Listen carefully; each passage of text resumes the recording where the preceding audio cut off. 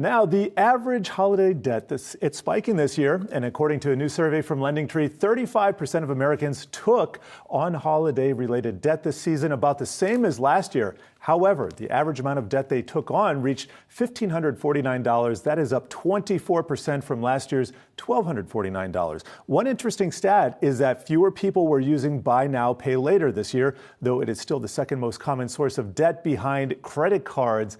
And Seana, this is interesting here. I got to say, I'm a little bit proud of myself because I haven't gone into debt this holiday season, but that's peculiar to my circumstance.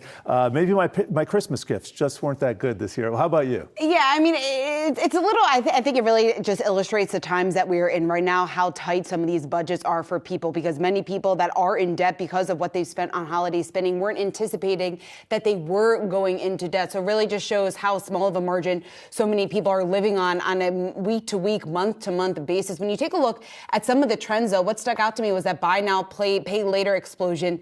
That's cooling. 24% taking on debt, to say that buy now, pay later was a part of it. That's actually down on a year-over-year basis. And you can see credit cards playing a bigger role in that at 59%. I think that decrease, at least in buy now, pay later, was a little bit surprising given the fact that option has been so attractive, the way that it has been marketed to consumers. We saw that buy now, pay later really gain some momentum in previous years, at least last year. When you take a look at how many consumers took advantage of that, it looks like at least at this point, it's not looking as attractive, maybe because people have seen what happens with the buy now, pay later when you don't pay on time, some of those interest rates that you are faced with. So maybe a little bit of responsibility creeping in here. I will say those credit card interest rates are out of sight. I checked, just out of morbid curiosity, I checked the interest rate on one of my cards the other day, which is something like prime plus 20%. It's approaching 30% right now, which just blows my mind, makes me want to reduce whatever little credit card debt I have. So to anybody out there who's being able to avoid that trap,